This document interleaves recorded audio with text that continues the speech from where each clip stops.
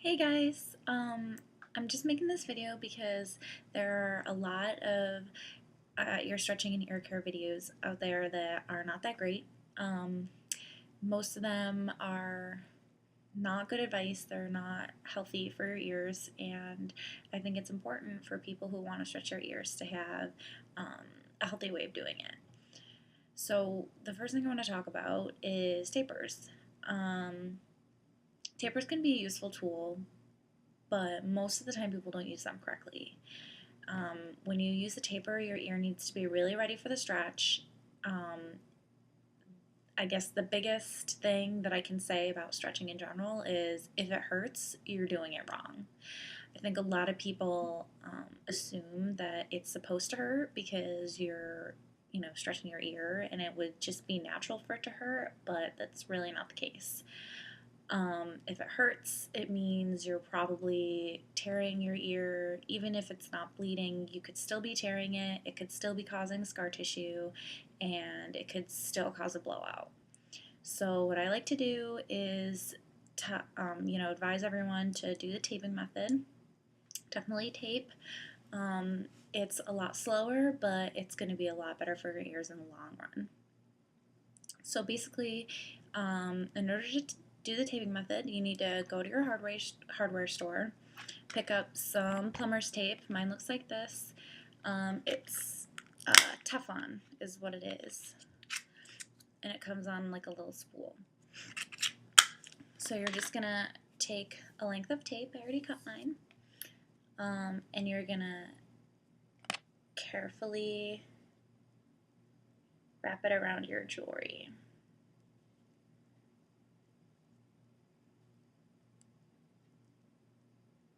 And you want to make sure you do it slowly and work out any wrinkles in the tape.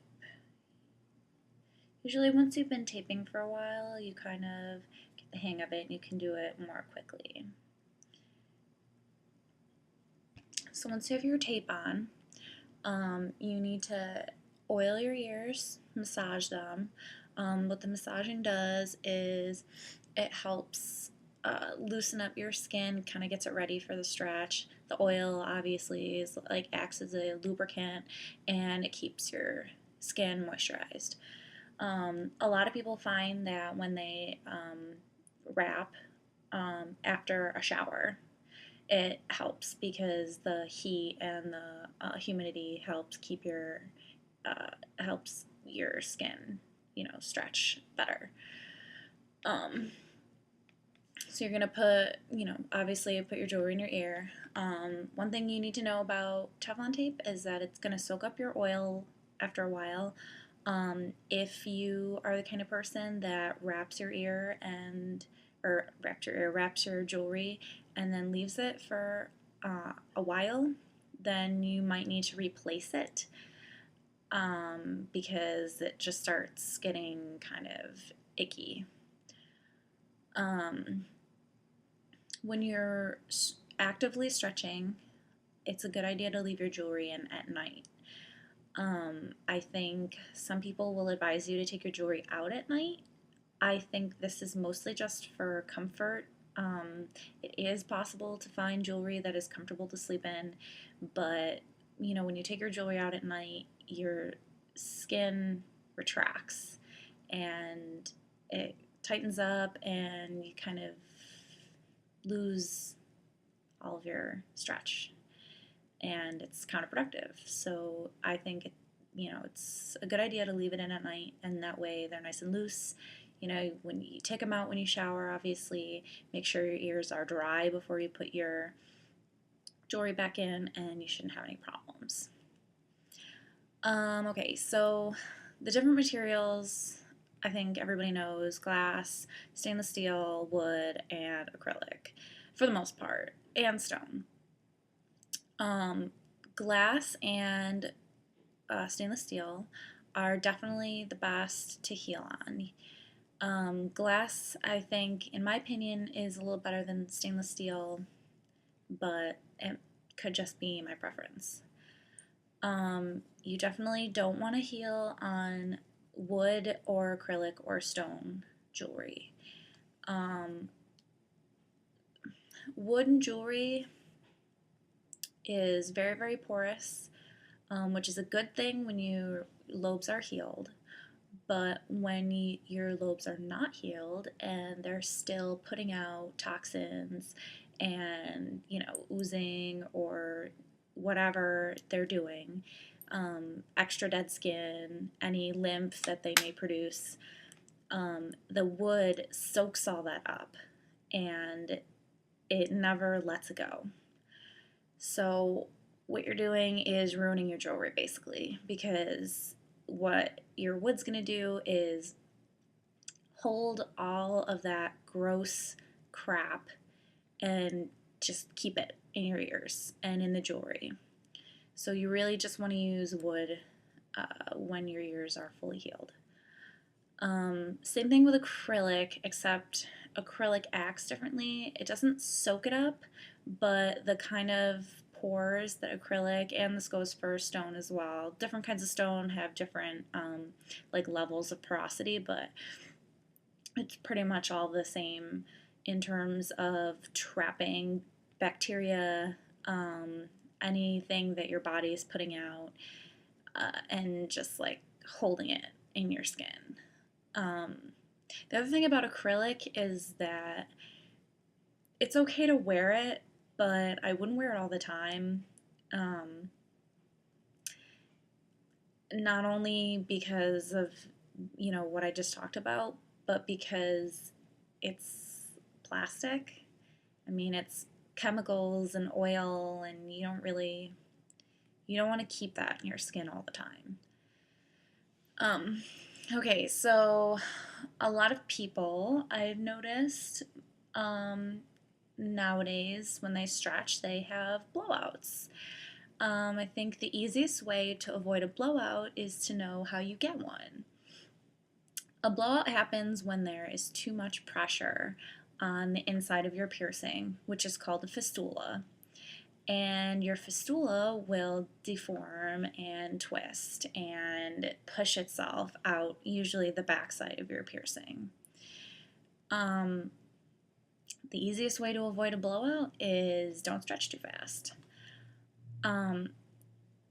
Healing blowouts is, well, it can be very simple. Downsize immediately. I know that nobody wants to downsize, especially if you just reached, your goal size, or, you're getting close, or even if you just are impatient. But it's going to be your best bet to healing a blowout. If you have a blowout that's already healed, then you're gonna want to probably get it scalpeled off. Or some people have had luck with doing regular and lengthy oil massages. The oil isn't really helping the blowout, but the act of massaging helps the scar tissue break down. So that could get rid of your blowout, but it's also going to take a really long time. When you have a blowout, you want to treat it like a fresh piercing, basically. You're going to want to do your salt soaks and, basically whatever, you do to heal your piercings. I know a lot of people do other things. I like salt soaks. I personally think they're the best. The same thing kind of is going to go for like a cut or a tear in your ear. You can get tears in different ways. You can, you can get them if you stretch too fast. Or, sometimes if you hit your ear on something really hard, you can get a tear. Or if you have really sharp flares on a piece of jewelry. That's happened to me before. It really sucks. So basically what I do when I get a tear in my ear is, I treat it like a fresh piercing. I do salt soaks on it. But the thing that I do differently with a tear or a cut is that I will put some Neosporin on it. I know there are a lot of people who think that Neosporin is really bad for piercings, which is true in a general sense, but it's because people tend to use way too much of it. Um, Neosporin is made to help heal cuts. That is its purpose. So when you have a cut, it's not bad to use it. If you only use a very little bit, and what I like to do is put just a tiny, tiny little bit on my clean hands and just put it on the actual cut itself. And then I heal on glass. When I have a cut or a tear, I will leave my jewelry in usually every other night. I take them out because the wound does need the air. It needs to breathe, it needs the air to heal. But I don't want to leave them out every night because if I leave them in, then it'll keep them loose enough that when I put my jewelry back in, they won't re-tear because they've shrunk, if that makes sense. So now, basically, just I want to talk about some different types of oil. The first type of oil that I would swear by is emu oil, and it's like this. If you're a vegetarian or a vegan, you don't want to use this because it quite literally is made from emus. They don't kill emus to make it. They render it from the fat from emus that are already going to be butchered for meat. I love emu oil. I use it all the time. It is perishable though, so I wouldn't use it on wood because it can go rancid and ruin your jewelry. Also, if you are actively stretching and you're using PTFE tape, I would not combine the two. I found that the emu oil breaks down the PTFE tape more rapidly, and I almost got a really bad infection from it. So I wouldn't do that. Things that you can use with Teflon tape: vitamin E oil, jojoba or jojoba oil, however you want to say it. This is in a little baggie because it's really leaky. Actually, this is a mixture of jojoba oil, sweet almond oil, vitamin E oil, and lavender oil. I personally like the consistency better when I mix it up, and I put the lavender oil in it because I think it smells good. There's an oil that you can get called bio oil. I'm not really sure what's in it, but a lot of people that I know totally swear by it. They say it's the greatest thing ever. So use that if you want. There are some people I know that use olive oil. I don't really see a problem with that. I personally wouldn't use it, and it's perishable, so I would not use it in wooden jewelry. I like to use cocoa butter in my ears sometimes. I only do it on healed lobes because this has preservatives and fragrance in it, which isn't healthy for ears when they're healing.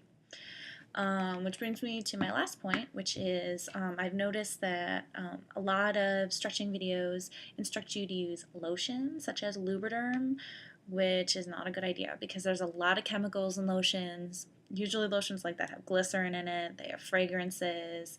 It's just really kind of harsh stuff to be putting in your skin when it's healing. So that's it. I hope that this was helpful for somebody. I really hope that, you know, if you're watching this and you are just starting to stretch your ears, that you can take it from me. You know, these methods work. I'm not lying. I'm not, you know, just trying to get attention, whatever. I mean, you can see my ears. I have no blowouts. They're nice and healthy. Very happy. So, all right. Well, I guess that's it. Bye.